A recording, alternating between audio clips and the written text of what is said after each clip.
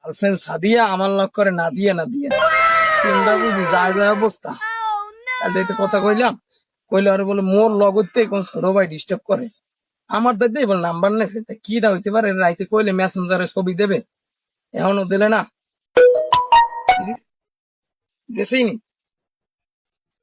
কিরে এদি মোর লগের পোক ভাই আলু দিব আলুম মে সর্বশালায় কই ছোট ভাই এদিকে আয়, কি হয়েছে? এদিকে আয় তুই।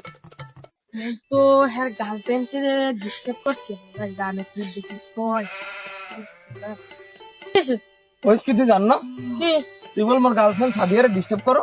কেডা তুই কোন সাদিয়া? কোন সাদিয়া তুই চেন না?